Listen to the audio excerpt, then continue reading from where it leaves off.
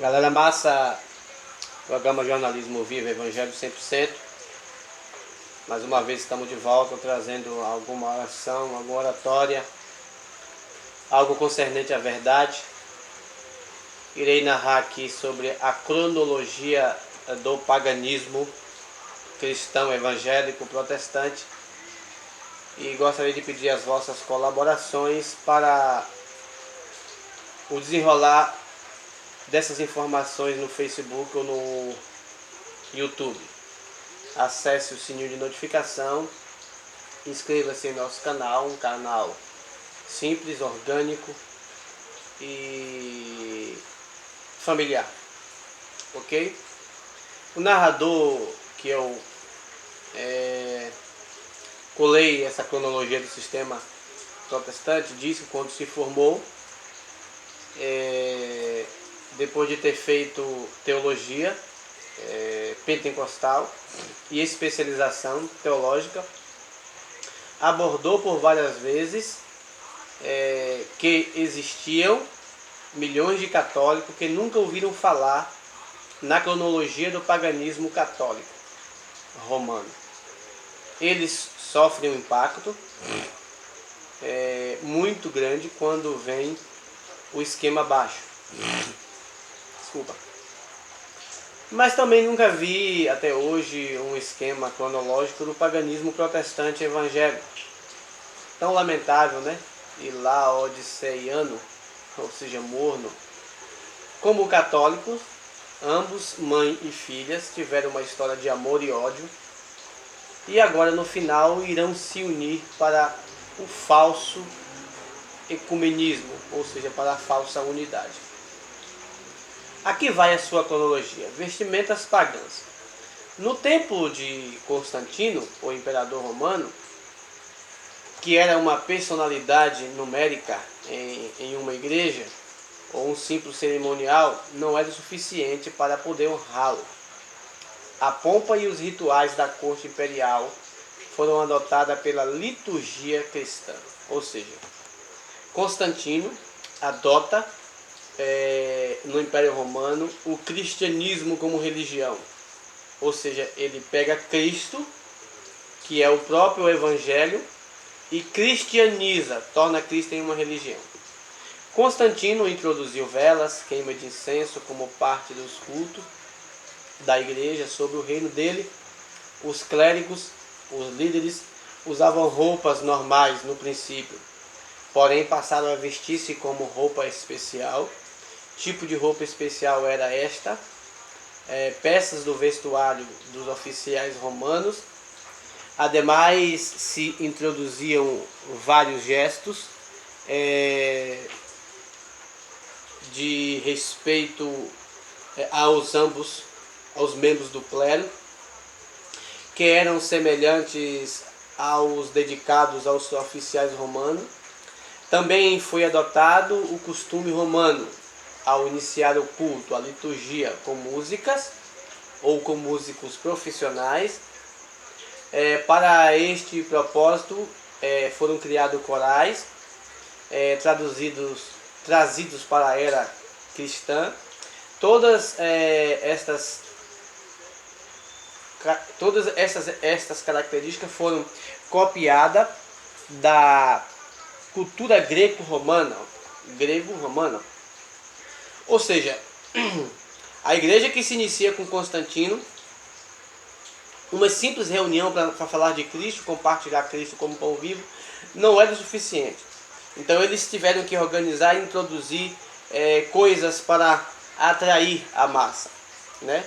A cristandade do século VIII foi profundamente moldada pelo paganismo grego e pelo imperialismo romano. A evolução dos templos, né? Depois da era constantínica, os edifícios eclesiásticos passaram por várias etapas diferentes. A arquitetura cristã passou da base bizantina passou da base basilical para a base bizantinas. As catedrais bizantinas tinham grandes cúpulas centrais, além de ícones mosaicos decorativos, ou seja, algo para atrair o seu olhar. As colunas sustentando os arcos redondos em um interior colorido. Após o período românico ou romano, veio a era gótica, ou seja, mais filosofia. A partir do século XII, a arquitetura gótica foi marcada por catedrais, ou seja, mais uma mudança na estrutura do sistema. Abóbadas, arcos, pilastras pendentes. O termo catedral ou catedra se deriva de um edifício que contém a cadeira do bispo. Catedral é a igreja que contém o trono do bispo, e os vitrais foram introduzidos nas igrejas a partir do século VI por Padre Gregório. Depois de 538 a 593 DC. Como no caso das basílicas de Constantino, a raiz da catedra gótica foi completamente pagã. Os arquitetos góticos dependiam muito dos seus ensinos filosóficos. A partir do grego Platão, este filósofo se ensinou que o som e a cor, a luz, possuía significados elevados e místicos, ou seja, sempre para prender a visão do ouvinte, sempre para prender a visão dos leigos. O que podia ser introduzido, os humores, transformar as pessoas em um bem. Os artistas góticos se inspiraram nos ensinamentos de Platão. Estabeleceram a respeito, criaram um sistema de luzes assombroso, inspirado para um irresistível sentido de esplendor. A adoração, a cor dos mais poderosos fatores emotivos disponíveis, inspirada na grandiosidade das estátuas e suas estruturas. As torres do Antigo Egito, a arquitetura gótica buscou uma captura do sentido sublime pelo tamanho exagerado, ou seja, sempre obras para atrair a visão dos ouvintes. Sentido exagerado. Isso demonstra que a comunidade cristã do século, a partir do século IV, iniciada até o século XII, perderá o contato com aquelas realidades celestiais que não pode ser percebida pelo sentido, apenas experimentada pelo espírito humano. Púlpito, palco, lugar de exaltação, falso altar. Os primeiros sermões foram proferidos na catedra do bispo. A catedra se situava em um lugar alto, altar posteriormente chamado de ambo, uma mesa alta ao lado do santuário, diante da qual as lições bíblicas eram ministradas. Se tornou um lugar onde os sermões passaram a ser proferidos. O ambo foi tomado da sinagoga judaica, porém suas velhas raízes remontam à mesa, a mesma plataforma de liturgia, de leitura da antiguidade greco-romana. João Crisóstomo destacou-se por se tornar o ambo lugar da pregação. Já a partir do ano 250 d.C., o ambo foi substituído pelo púlpito. Cipriano mencionava colocar o líder da igreja em uma função pública no púlpito.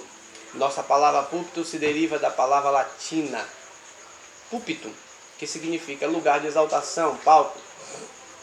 Situava-se em cima de uma plataforma no local mais elevado da congregação. Engraçado que Jesus rejeitou, o lugar mais alto do templo, o pináculo, e eles aqui introduziram. Tiago capítulo 2 vai dizer isso, que na igreja de Cristo não pode ter púlpito, nem a catedra, nem palco, nem lugar elevado, nem pináculo. Subir na plataforma advere, tornou-se a parte do vocabulário religioso do clero a partir de 252 d.C. Cipriano mencionava a plataforma elevada que separa o clero, os inteligentes, dos leigos, ou seja, os líderes dos menos conhecedores. Com a plataforma sagrada venerada, o clero, já pelo fim da Idade Média, o púlpito tornou-se o bem mais comum nas igrejas paroquiais.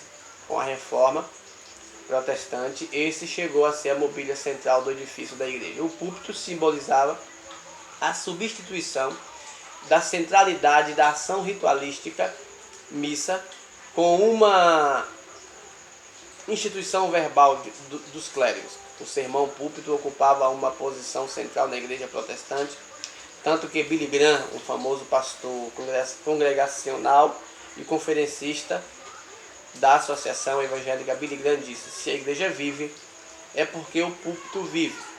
E se a igreja morre ou está morta, é porque o púlpito morreu. Palavra usada por muitos pregadores para continuar enganando as pessoas. Para ter acesso a essas informações, eu te aconselho você ou entrar no portal da Filosofia X no YouTube, ou estudar um pouco da história da igreja. Afinal de contas, a igreja não é nem católica, nem evangélica, nem protestante, nem judaica. A igreja é o corpo do Messias. Ou seja, tudo isso que falei até agora, a igreja inventou para dar um sentido e se afastou daquilo que é simplesmente normal, orgânico e puro, que é apenas congregar, reunir, agremiar para partilhar o pão vivo que desceu do céu. O pão vivo se chama Yahshua, Cristo, Jesus Cristo, como vocês queiram. E ali partilhar a comunhão, a piedade, a caridade, a compaixão, etc. Então, partindo dessa preposição do que é a igreja, essa cronologia